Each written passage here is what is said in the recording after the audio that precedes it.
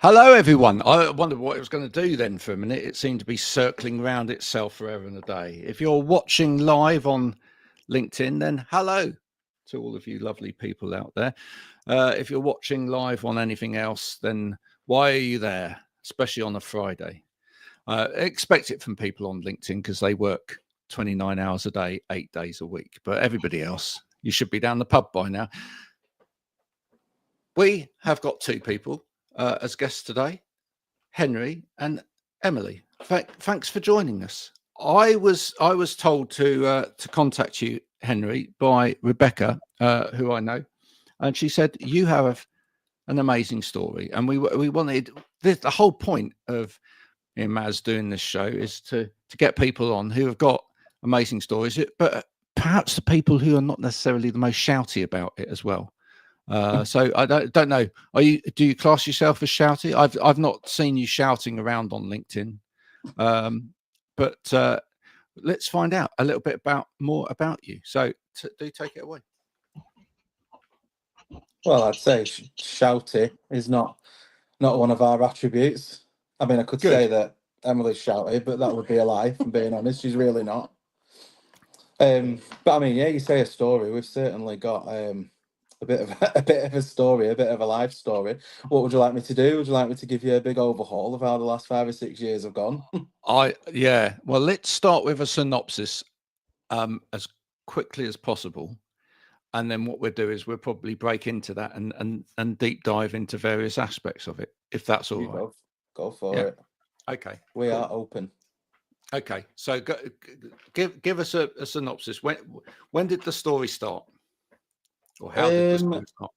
The story started in 2019. So basically, we had a bit of a joke. I told Emily, I said, look, I've got no skills. I can't do anything. I'm pretty crap at everything. So I want to learn how to do something. So we floated a few ideas, and Emily suggested we learn how to barber, how to cut hair. So we enrolled on a barbering course, smashed it, was fun, loved it, except the sessions that we Skyped to go out for tea. I can say that here, but I wouldn't say that to the shooter.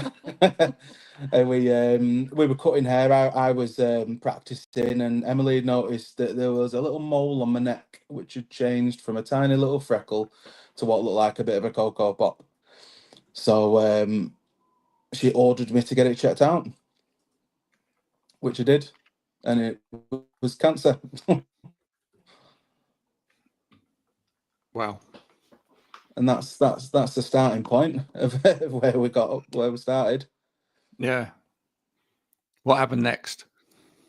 So I went to see the doctor, who wasn't best pleased by looking at it, and sent me to the dermatologist the next day, who wasn't best pleased looking at it. And a couple of days later, they cut it out and got it tested, and they confirmed that it was indeed melanoma.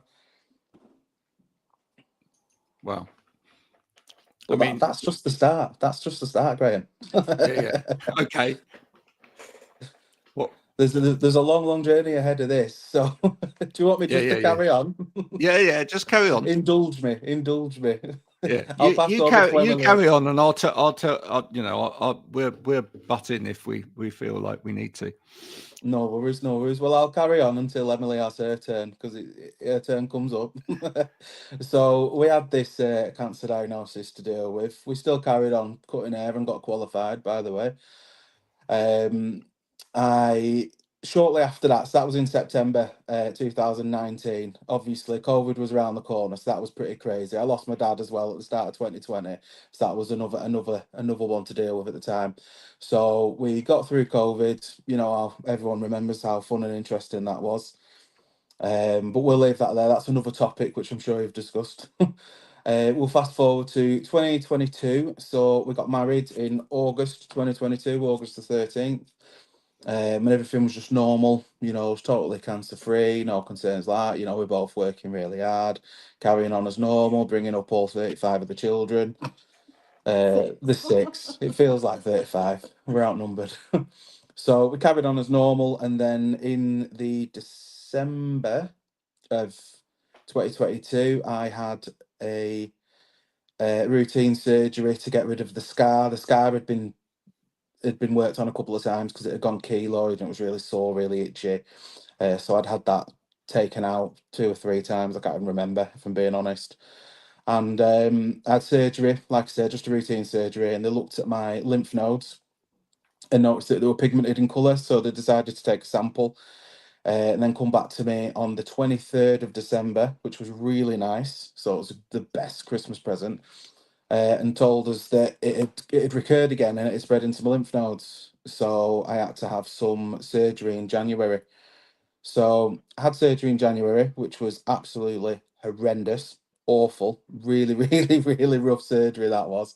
Where they took a really large portion out of my neck, including an artery, all the fat and vessels, and the cancer, obviously. And they replaced it with a big chunk out of my arm, including the artery in my forearm. So that was nice and juicy. So I was in hospital for a little bit with that. And then following that, as I believed I was cancer free, I was on oral chemotherapy for 5 months, which was pretty rough. I got neutropenic sepsis twice. Was in hospital with that. So that was a tough old gig. And then just that got stopped because I carried on getting unwell, and we believed I was cancer free. So that was great. So we just carried on, life as normal towards the end of 2023. And then I'll let Emily take over for her part of it.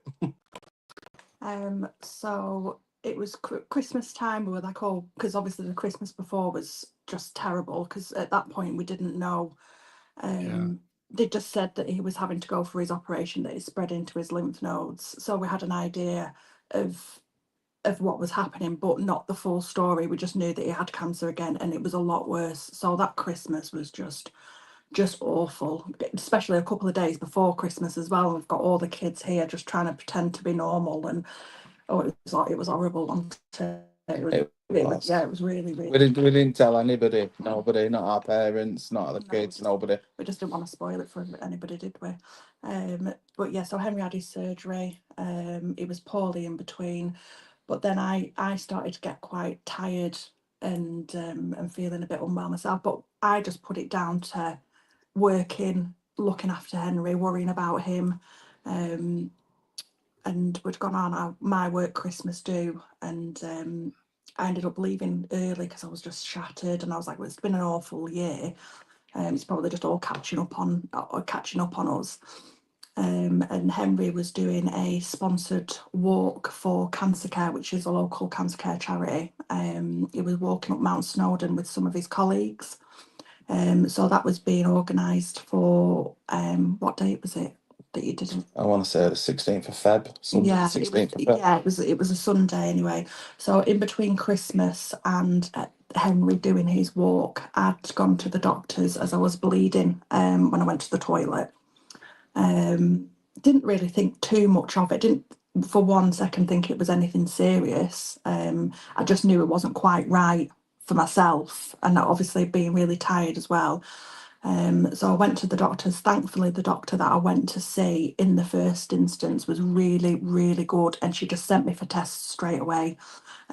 She didn't say, "Oh, see how you get on for a couple of weeks," and she was just straight on it straight away, putting me through for some blood tests and a fit test. It's called, where they check the blood in your stool.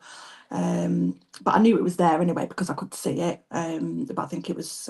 But she did say to me, she was like, "Oh, generally you don't have these tests unless you're like over 55, and you're 38. You're really young." She says, "So I'm not sure. I'm not 100% sure they'll test it, but we'll put it through anyway, just to be on the safe side."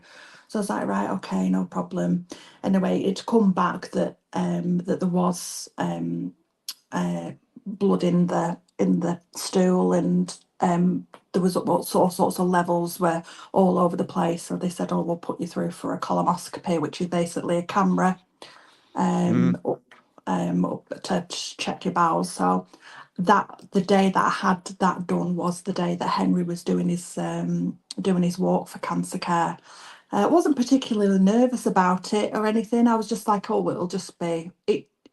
didn't really cross my mind. I don't know whether I was living in a bit of denial at the time. I'm not sure, because now looking back, I think it was so obvious that there was something so not right. But at the time, I don't know whether I was thinking, because of everything we'd already been through with Henry, that it can't possibly happen to me. You know, we've been through enough. And anyway, so I went for my colonoscopy at the hospital on that Sunday, and yeah, they pulled me into a little room. I mean, I saw the tumour. You get to see it on a screen, and I saw the tumour.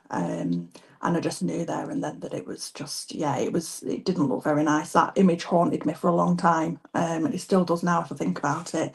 Just not nice seeing it there on the screen, and it was, yeah, really nasty looking. So that was right at the bottom of the bottom end of my bowel. So we'd got through all of the tests, and I was saying, oh, does everything look okay? She was like, yeah, so far so good, so far so good. And then when we got to the end, it was just, all I can remember them saying was, so take some biopsies.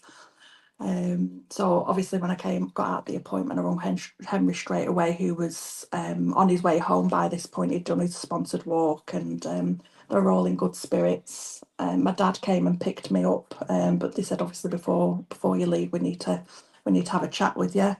And they basically just sat us down and said, sorry, it's not better news, but yeah, you've got bowel cancer. So I'd rung Henry. Obviously, I had to break the news to him as he was on his way home from his walk. So that was yeah, really, really tough, really tough. So as that progressed, I had more tests done, more scans, to see the severity of everything. We'd gone to see my surgeon, who basically said the best thing we can do is just remove everything. So I had what was called ARP surgery. I don't know like the full words, they're all too long. But basically they remove everything, they make you a stoma. This was a permanent stoma, because they have to remove everything. In some circumstances they can plumb you back together after a while, but in my case, because the cancer was so low down, if they removed parts of my muscle and things like that, I would have been incontinent anyway. They said that this is a curative for you. So yeah, I had my operation on the 13th of March that last year. 7.5 hours, couple of days in intensive care. So now I've got a colostomy bag and a stoma to kind of get used to. But so yeah, I'll let Henry take over from me. So that was me and my healing journey and getting used to my new way of life, living with a stoma, which has had its challenges. Oh But no, totally. I'm here to tell the tale. You are. I just want to say at this point, we are live, and I know there's people watching. If anybody's got any questions for Henry and Emily at any point during this conversation, do put them in the comments, and they will appear on the screen. So Henry and Emily, you'll be able to see them down below. And if appropriate, we'll let Henry and Emily answer them, or we'll answer them as well if we can. Do carry on, Henry. Yeah, no, of course.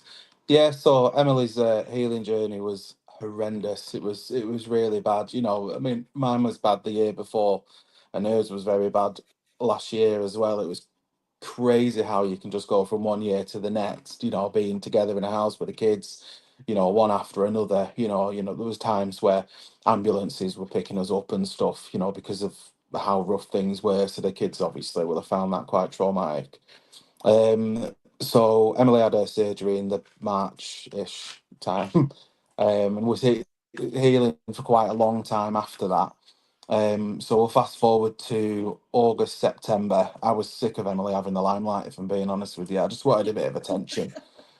So I had one of my routine CT scans, and I got a phone call off one of the skin cancer specialist nurses, and just said, look, it looks like there's been a recurrence of your melanoma in your neck again, and in your cheek, and in the lymph nodes on the outside of your lungs, so it's in your respiratory system. And I was like, oh, cool, that's great news, brilliant. So following that, I went to meet my surgeon, the person who'd done all of my surgeries before. close to 10 surgeries he's done. Got quite a good relationship with him. Got the same sort of sense of humour as me. Yeah. Which is odd to make a friend in a surgeon, but he was He absolutely. sent us a Christmas card. Oh, bless. But honestly, like, he was just full of life and absolute legend to be around. Honestly, just hilarious. Like, I remember one of the surgeries he was doing. I was awake for all of them except the last one because it took so long. The big one, but I was awake for one of them, and we were just joking about. Bear in mind, I'm like that while he's cutting my neck open. I can smell him burning the blood vessels and stuff. It was minging, but we were laughing, and he had to stop operating for a minute just because we were laughing so much. That's the kind of joking about that I'd have with him. So when I went to meet him after this skin specialist nurse had told me that, I walked in the room and he walked in, he's like, "Hi, Henry," and like shook my hand and gave me a hug. And I was like, "Oh my God, this is awful." And there was a woman sat next to him with a box of tissues. We were like, "This is just not right," because normally they'd be like, "All right, mate," just kind of like throwing it around, bit of a laugh. But there was none of that this time, and I think that really hit when I walked in and saw him like that. So anyway, so we had that meeting. He said, "Look, it's inoperable. We're not going to be able to get rid of it through surgery. So I'm gonna have to send you to oncology again." I was like, "Right, okay, great." So that was obviously a massive, massive worry. So, I think it's when you hear it's inoperable and it's it's like scary. there's nothing that I can do because as it was in his lung, it's Yeah. like in his respiratory system, it's inoperable, and I think at that point it's just like, well, how are you going to just take his lung out? I think that's what Yeah, yeah, he's got another one, just take it out, in desperation. yeah. Because it's It, like, it what do you mean wasn't. you It wasn't can't? in the lung though. At that point, we thought No. it was on the outside of the lung, on my respiratory system, and that's why he couldn't. But like Mm. Emily says, like the word inoperable is just Really scary, scary. scary. Like, oh, no. Of course it is. Yeah. So, anyways. It was terrifying. So went to see the oncologist anyway. She's great. She's the one who sorted my treatment out back in 2023 or whenever it was. Yeah. And they give me a couple of options. They said, "Oh, we'll have to put you on this. It's going to be like a 8-10 week wait or something like that." So we went away from that thinking, "Oh, great, brilliant." And then it started growing. So I couldn't feel it at all in my neck. And then within about 4 weeks, it had gone from not being able to feel it to like a marble being in my neck. I was like, "This is growing quickly." So I went to see my surgeon. He's like, "Right, I'll cut it out." And then they had an MDT meeting and they were like, "Nope, we're starting you on treatment in 2 weeks." So I was like, "Thank God for that." So Mm. they I was started me on quite the. surprised just then when you said, I mean, 8 weeks or something, I mean, Oh, it's people amazing. understand that, waiting times in the NHS and whatever for, various things are long at the moment. But Mhm. I'm assuming that most people listening to this will think if it's something like cancer and it's in certain places, that people are going to move quickly. To Yeah, hear you yeah, say that, a professional said, well, you're probably going to have to wait 8 weeks. Yeah, yeah, it yeah. was It's awful. 'Cause scary. we It's even looked at unbelievable. going private at one point because I was just like, we can't Mm, wait that long. We were looking at different countries, different Yeah. surgeries, and everything. We were just like, we need to do of something because it was course. a massive, massive panic mode. Me and Emily were absolutely losing our minds.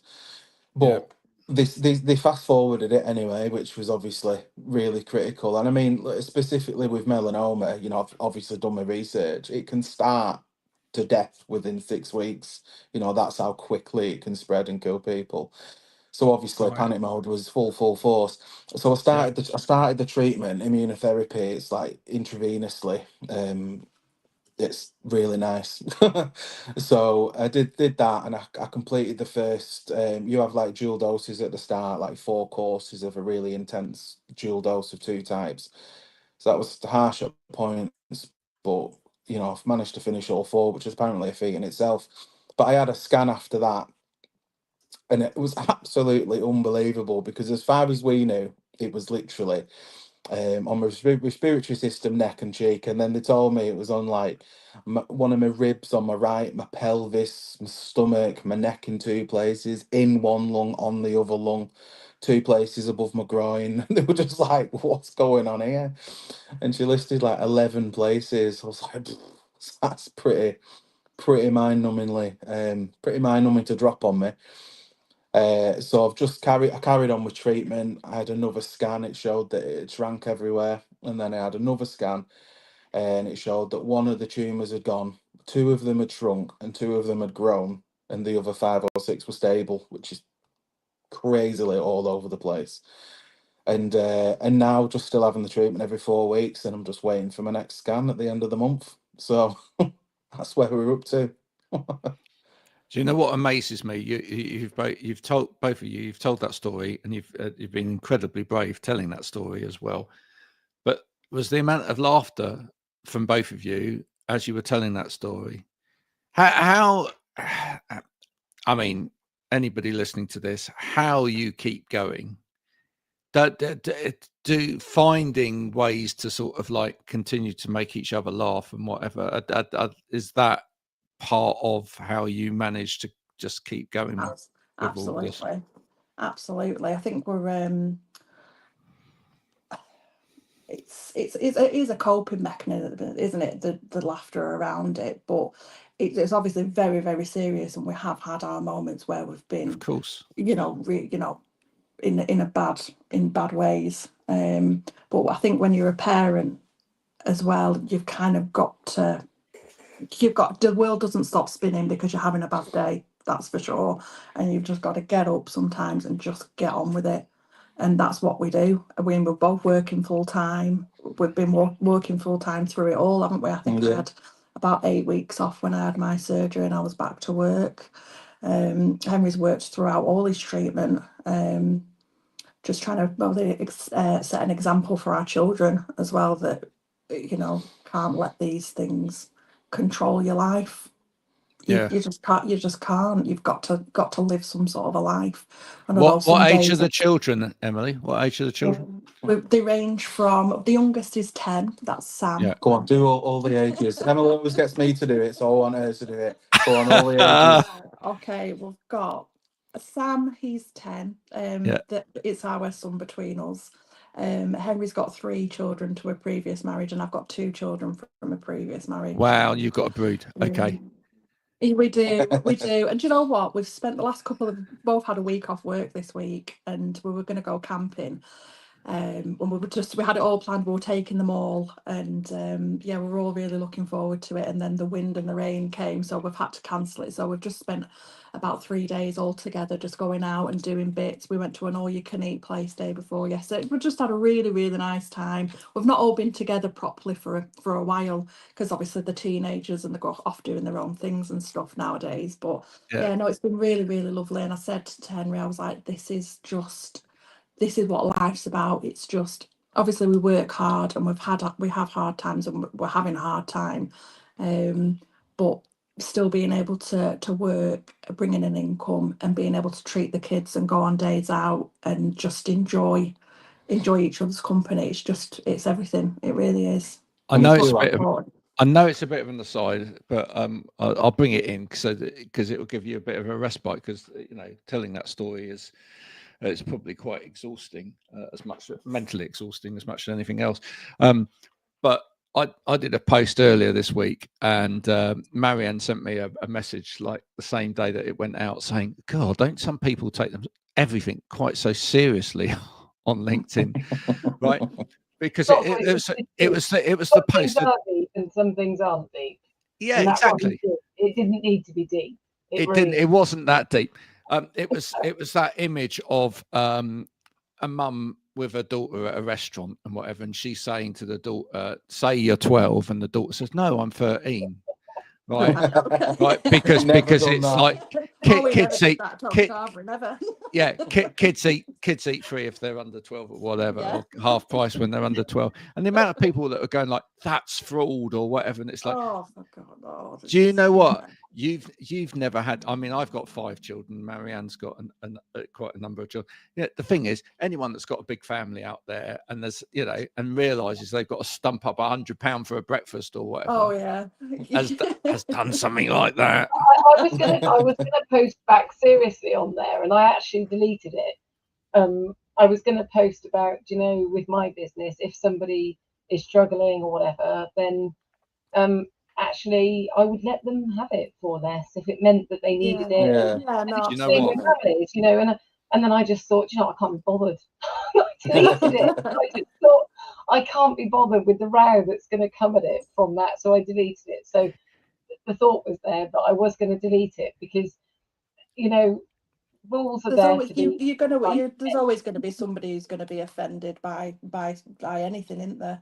I mean, So rules, I think rules are there to be in that respect. Well, They have openly to advocating fraud. I mean, come on.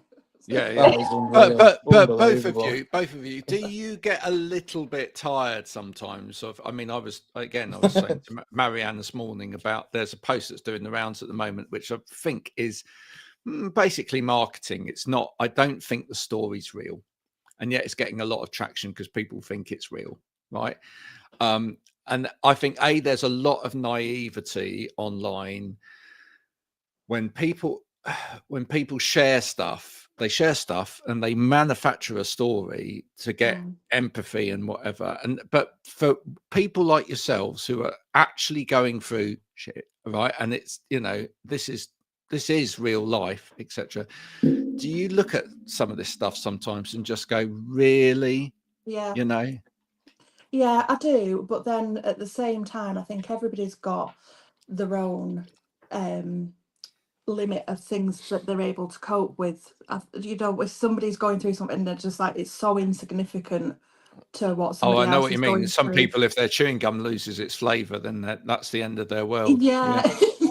Yeah. I think there are some people though, I think, who, I mean, again, Graham and I have lots of aside conversations with what we see. He tends to get messages from me that go, guess what? That there are some people that do just get on with it.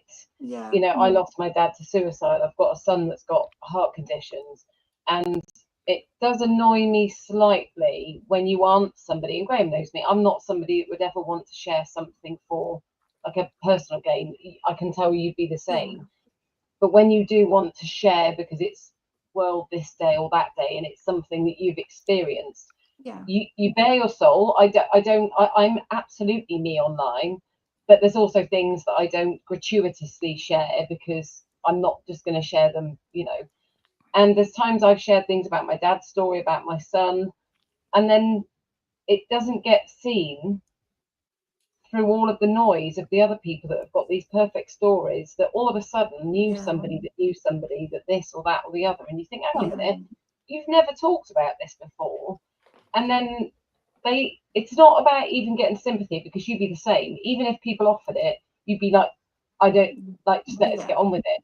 But to me, it's that I talked about this to somebody yesterday about like mental health and people coping and the ways that people cope, and it was about how there's like very much out there about women or mums having like wine nights and stuff like that and it being frowned upon. And I said, I get that. And somebody said that they shouldn't turn to alcohol to cope. And I said, quite frankly, a lot of the time there literally isn't anything. And people say, well, there is, you can speak to your friends and you can speak to this and that. And I said, but the reality is when you go to bed at night and you're on your own with it and there isn't support, that often people don't pick the right way of dealing with it. But in a world where there's not a huge amount of support, often people turn to whatever they can. I mean, I had to have a conversation with my 12-year-old. We've just been to Paris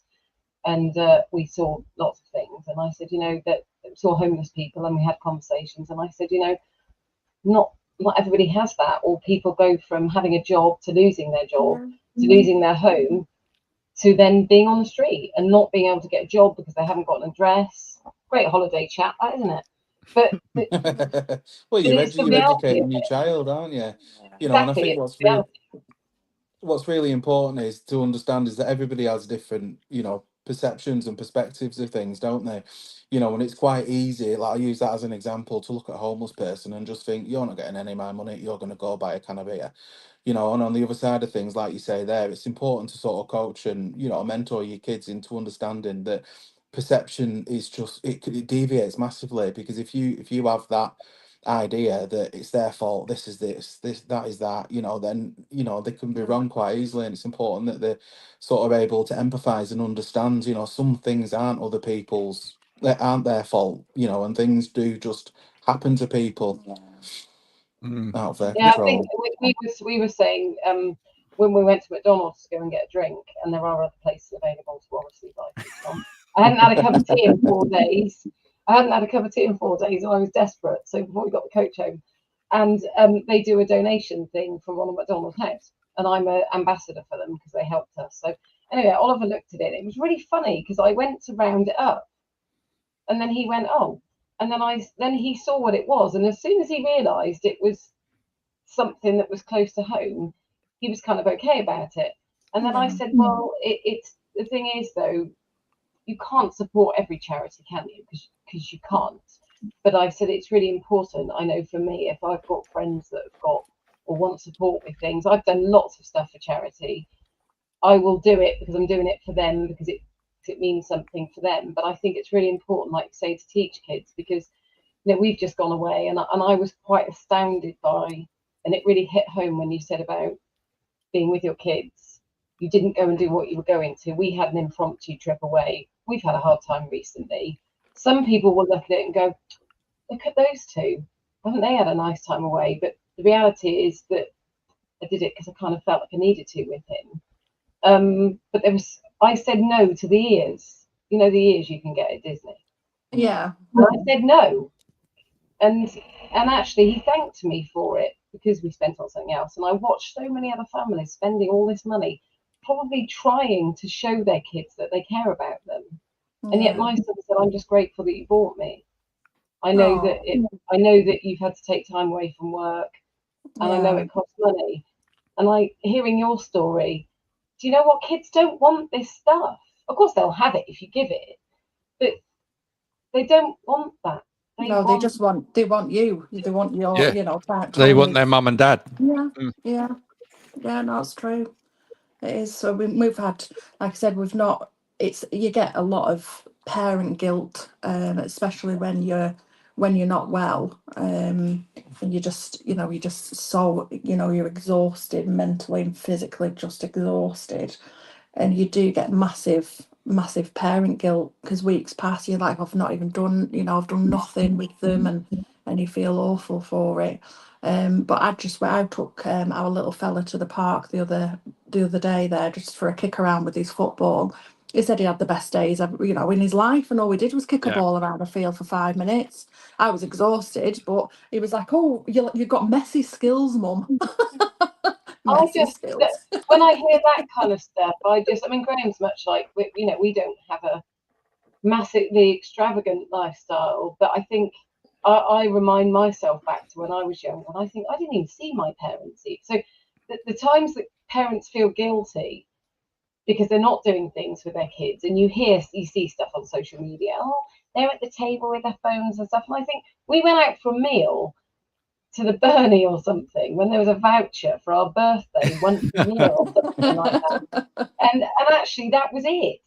There wasn't. And so when you hear people making these judgments, I think, I was on my phone when we were away, and I kind of said I don't feel bad, because actually I'm trying to juggle childcare right now. We either don't go away or we go. And he said, but I understand, it's your work. I've just put a post on social media today, actually, and he said to me, I saw something that was a bit rude, and he said, I bet that's a LinkedIn post for you, isn't it?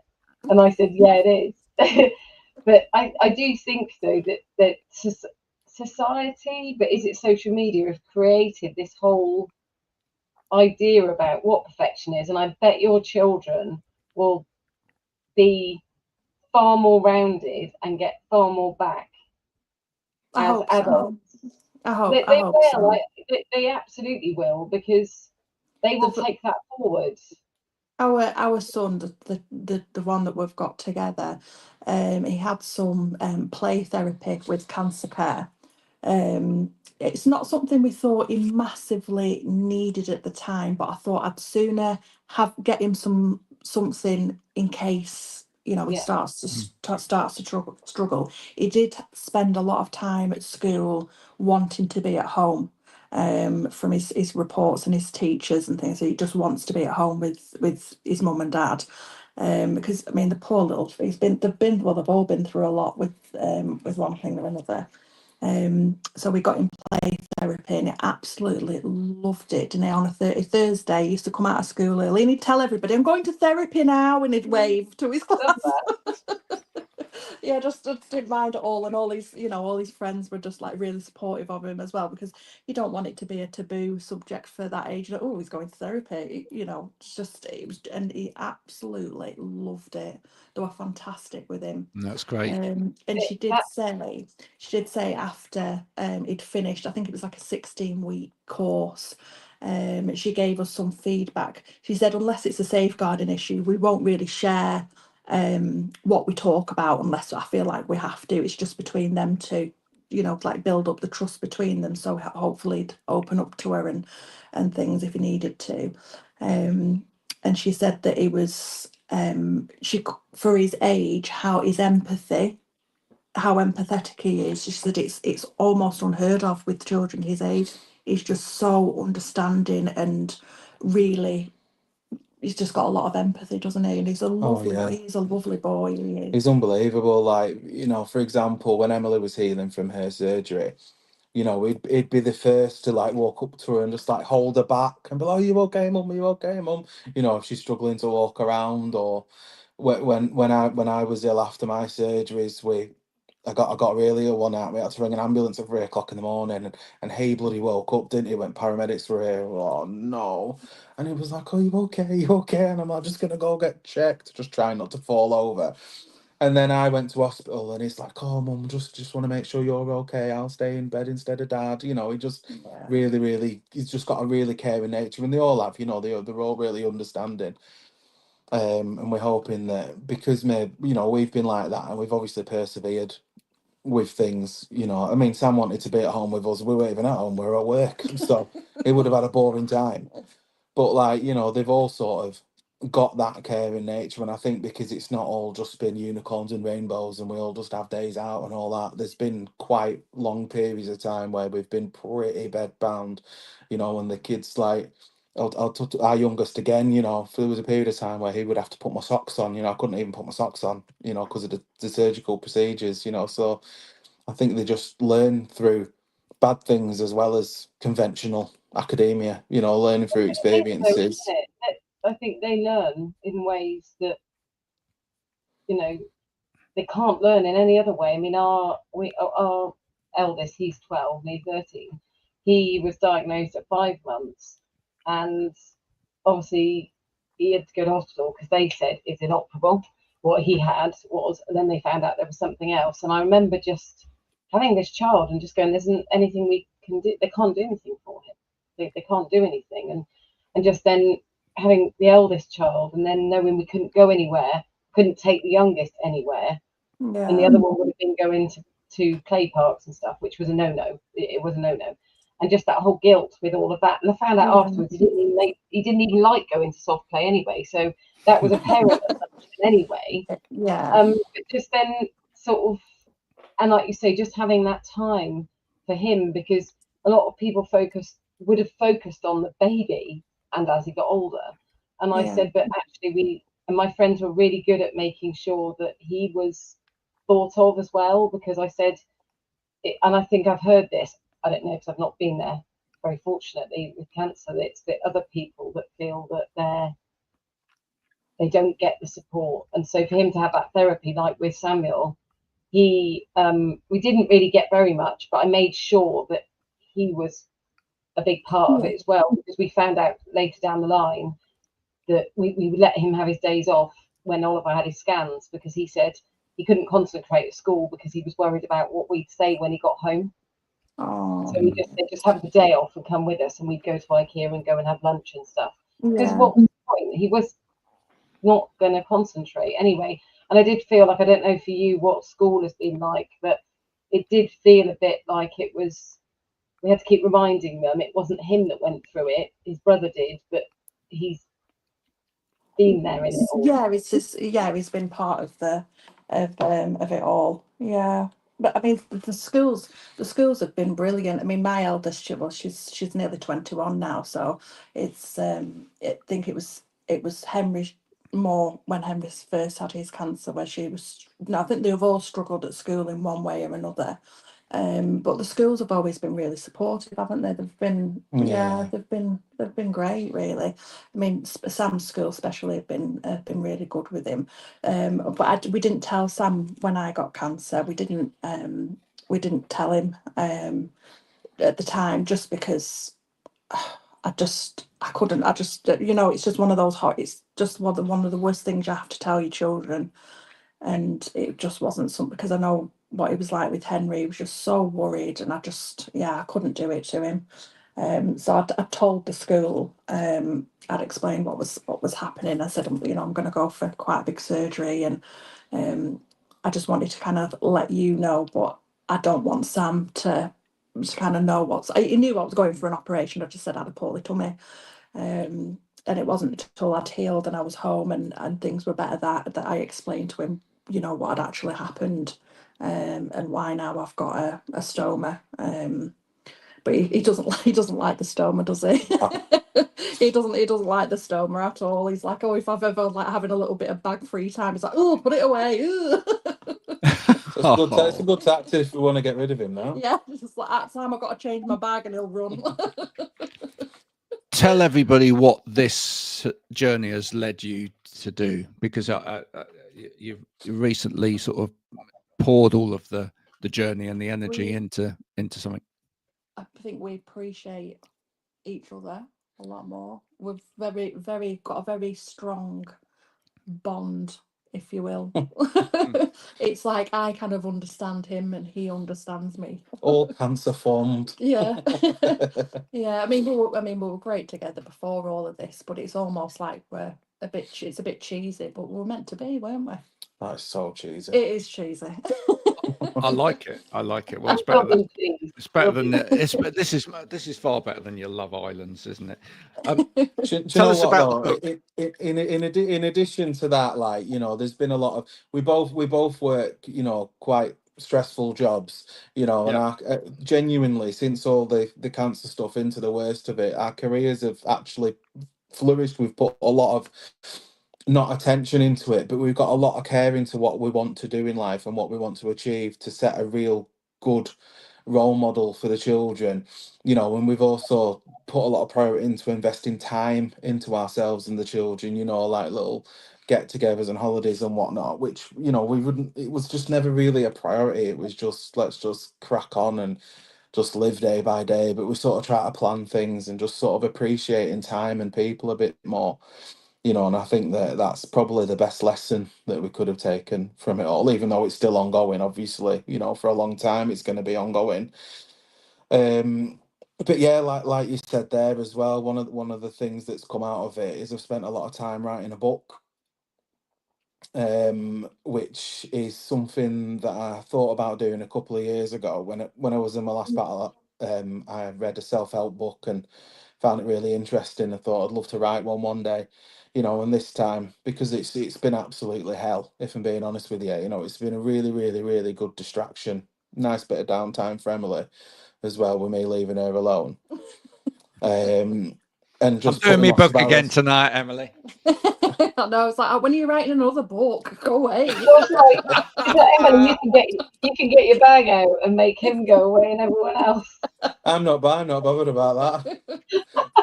but honestly, I've been writing it this year, sort of over the course of 5 or 6 months. Just a self-help book from the perspective of someone who's just your average idiot, lived on a council estate, got into trouble as a teenager, had crap experiences throughout life, and good, obviously. And I just wanted to draw some self-help advice to people, aiming for the normal folk like myself, and speak in a really honest and open and dry and ruthless and hilarious kind of way. Yeah. It's very, very honest, very sweary, and it's a great read, if I may say so myself, and it's not something I've ever done before. And it doesn't start with change your mindset and make 50 grand a month. No. If it was that, I would be making 50 grand a month, and I can assure you I'm not. you No, both it's still not. barbering?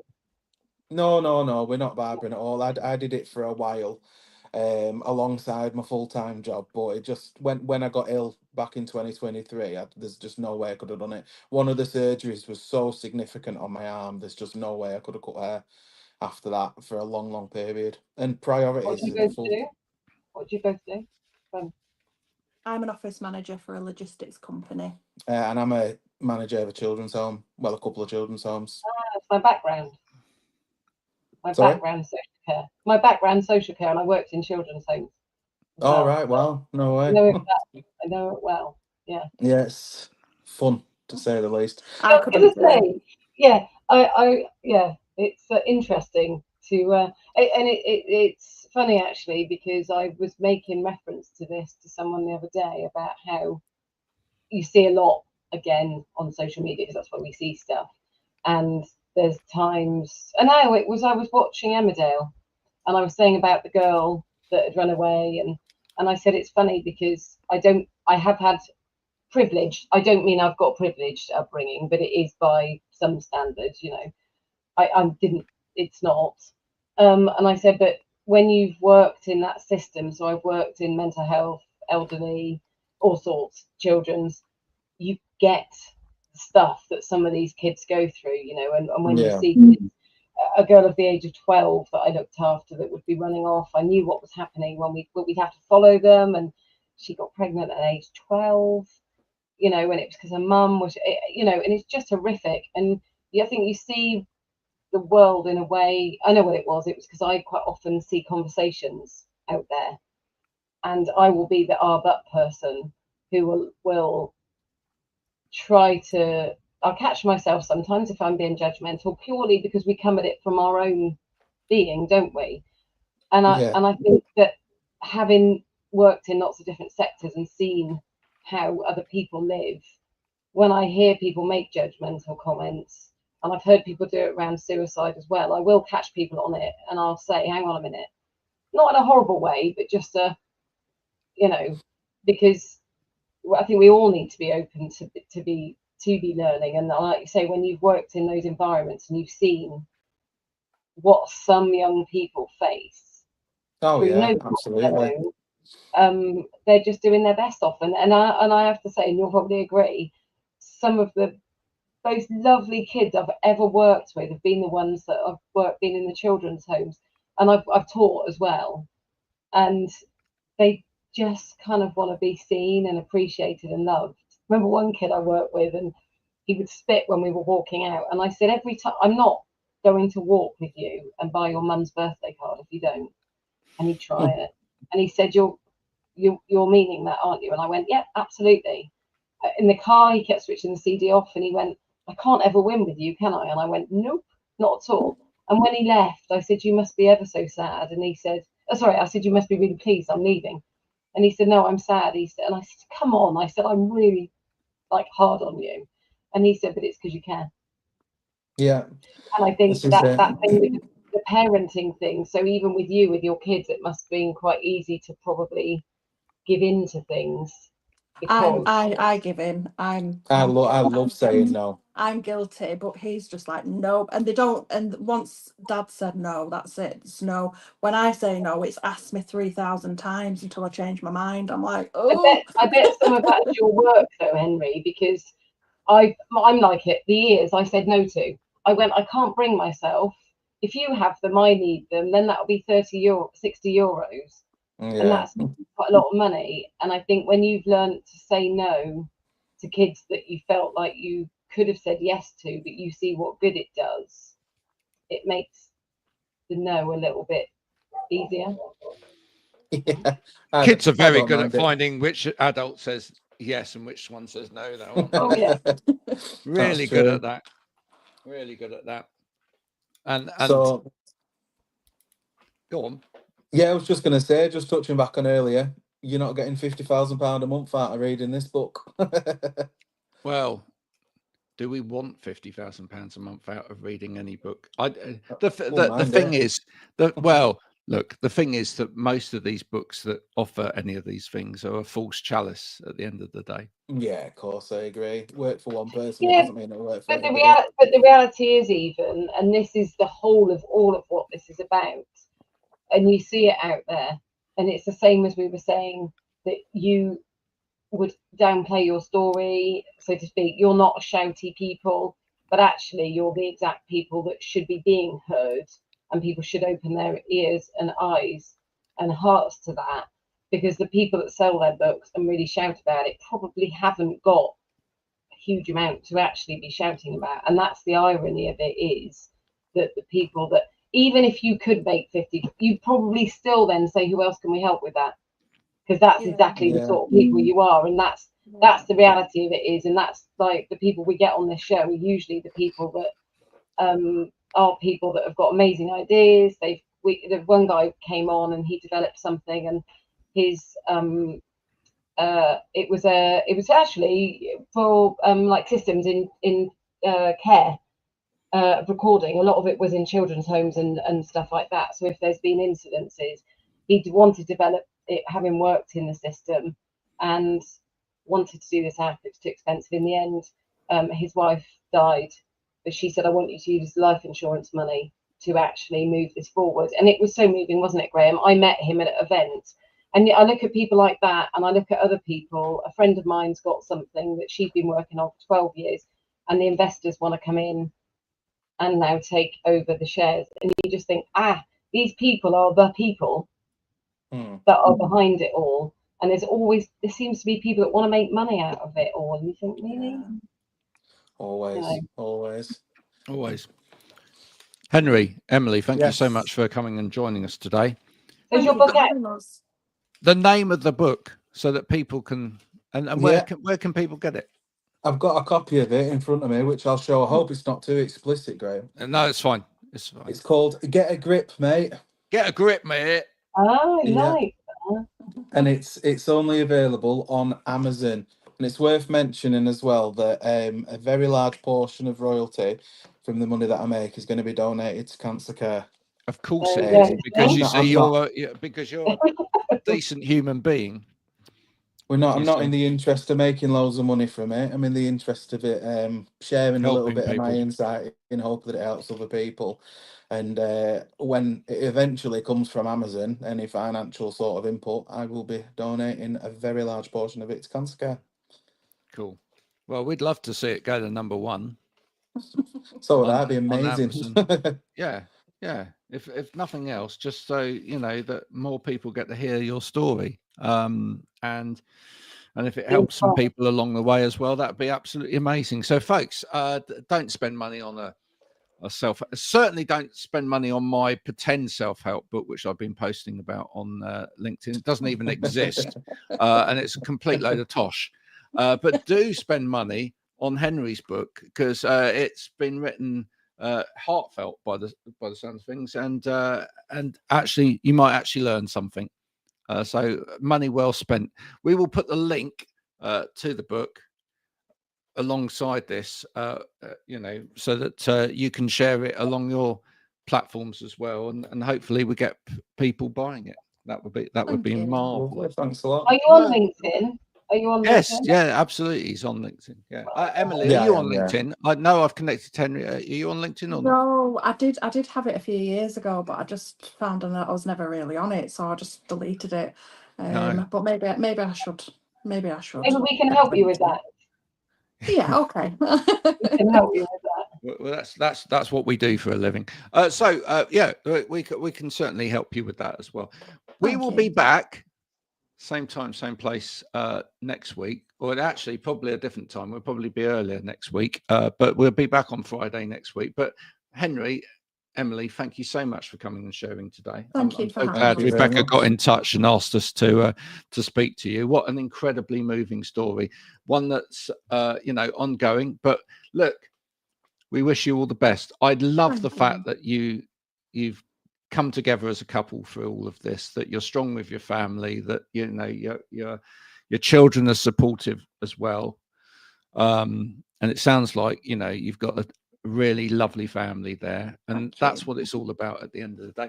And get Henry's book. Prize idiots. Don't buy those ones at WH Smith's. You won't learn anything in those. Right? You know, other shops are available, but you know the ones that you buy when you're about to board a plane that everybody else has read. Well, everybody else knows that information, so you're not going to teach them anything, are you? Right? It's very true. Henry's book, right? You know, you can be the first to say you've read it. And it's sweary. You like sweary. And it's sweary, yeah. which is I love great. it. Very sweary. Shame we can't swear on LinkedIn, but you know, other Full of platforms. profanity and humour. You can if you use letters to disguise. Oh, the you fact can, that or you're you can if you hold up right. aubergines and stuff like that. We will be back next week. Until then, bye for now. Right.